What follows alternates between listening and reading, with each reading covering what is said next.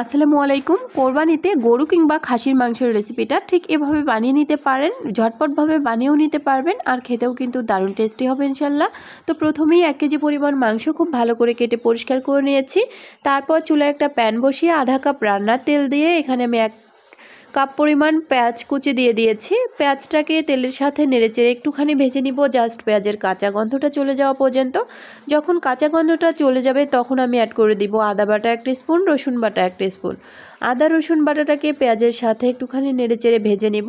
আদা রসুনেরও যে একটা কাঁচা গন্ধ সেটুকু চলে গেলেই আমি এখানে অ্যাড করে দিব আধা কাপ পরিমাণ পানি। তারপর আমি দিয়ে দিচ্ছি শুকনা মরিচ তেলে ভেজে বেটে নিয়েছিলাম, এখানে 1.5 টিস্পুনের মতো দিয়ে দিলাম। খুব ভালো করে নেড়েচেড়ে মিক্সড করে নিচ্ছি সব কিছু। তারপর আমি এখানে অ্যাড করে দিব লবণ স্বাদ মতো, হলুদের গুঁড়ো দিয়ে দিচ্ছি 1/2 টিস্পুন। এখন দিয়ে দিচ্ছি ভাজা জিরের গুঁড়ো, ধনিয়ার গুঁড়ো, আর এখানে মিষ্টি যে জিরাটা থাকে সেইটার গুঁড়ো, সবগুলো 1 টিস্পুনের থেকে একটুখানি কম করে দিয়েছি। খুব ভালো করে সব মশলাগুলো একসঙ্গে নেড়েচেড়ে মিক্সড করে নিচ্ছি। এবার মশলাটাকে খুব ভালো করে কষিয়ে নিতে হবে। তো আমি ঢাকনা দিয়ে কিছুক্ষণ পরপর ঢাকনাটা খুলে মশলাটাকে কিন্তু খুব ভালো করে কষিয়ে নেব। তো দেখতেই পাচ্ছেন স্ক্রিনে মশলাটাকে কিন্তু খুব ভালো করে কষিয়ে নিচ্ছি। মশলা থেকে উপরে যখন তেলটা একেবারে ভেসে উঠবে তখন কিন্তু বুঝে নিব যে মশলাটা পুরোপুরিভাবে কষে নেওয়া হয়ে গেছে। আর যেহেতু এই মাংসটা আমি কষিয়ে রান্না করব সেহেতু কিন্তু মশলাটা খুব ভালো করে কষিয়ে নিলে রান্নার টেস্টটা ভালো আসবে। যখন মশলাটা খুব ভালো করে কষিয়ে নেওয়া হয়ে যাবে তখন আমি অ্যাড করে দিব পরিষ্কার করে কেটে রাখা মাংসগুলো। এবার মশলার সাথে মাংসটাকে খুব ভালো করে নেড়েচেড়ে মিক্সড করে নিব।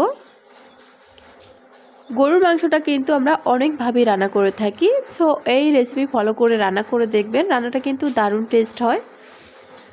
মিশানো হয়ে গেলে ঢাকনা দিয়ে কিছুক্ষণের জন্য ঢেকে দিব। কিছুক্ষণ পর আবার ঢাকনাটা খুলে এখানে আমি সাদা যে এলাচি থাকে আর কালো এলাচি একটি খুব ভালো করে থেতো করে তারপর দিয়ে দিলাম। আর দিয়ে দিচ্ছি দারুচিনি 6 থেকে 7 টুকরো, আর তেজপাতা দিয়েছি 2টো। মশলাটা কিন্তু এ পর্যায়ে অ্যাড করলে হয় কি খুব ভালো একটা ফ্লেভার আসে, মশলার যে ফ্লেভারটা সেটা মাংসর মাঝে খুব ভালো করে পাওয়া যায়। আর গরুর মাংসতে কিন্তু দারুচিনির পরিমাণটা একটু বাড়িয়ে দিলে সমস্যা নেই, তাতে করে খেতে ভালো লাগে। তো মিক্স করে নেওয়া হয়ে গেলে আবারও কিছুক্ষণের জন্য ঢেকে দিব, অর্থাৎ মশলার সাথে মাংসটাকে খুব ভালো করে কষিয়ে নিতে হবে।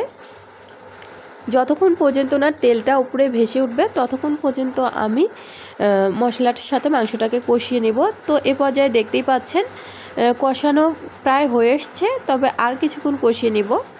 তো কষিয়ে নেওয়া হয়ে গেছে, এ পর্যায়ে চুলা থেকে নামিয়ে ফেলছি, কারণ আমার হাতে সময় কম ছিল, এজন্য এটাকে আমি কুকারে দিয়ে দিব। আপনারা চাইলে কিন্তু সরাসরি ওই প্যানেও রান্না করতে পারেন। তো সবগুলো মাংস এখন আমি কুকারে ঢেলে দিব।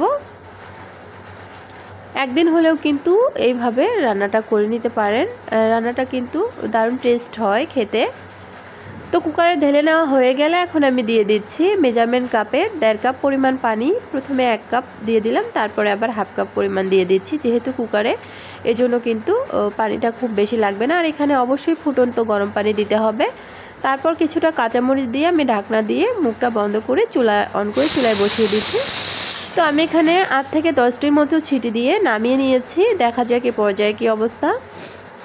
তো দেখতেই পাচ্ছেন মাংসটা কত সুন্দর হয়েছে, খেতেও কিন্তু দারুণ টেস্ট হয়েছিল মাশাআল্লাহ। নেড়েচেড়ে এখন আমি পরিবেশন করে দেখিয়ে দিচ্ছি। তো রেসিপিটা যদি ভালো লাগে তাহলে আমার ইউটিউব চ্যানেলটিকে সাবস্ক্রাইব করবেন, নোটিফিকেশন অন করবেন, আর প্লিজ ভিডিওতে লাইক কমেন্ট করবেন। এতক্ষণ ভিডিওটা দেখার জন্য অসংখ্য ধন্যবাদ। ভালো থাকবেন, সুস্থ থাকবেন, আল্লাহ হাফেজ।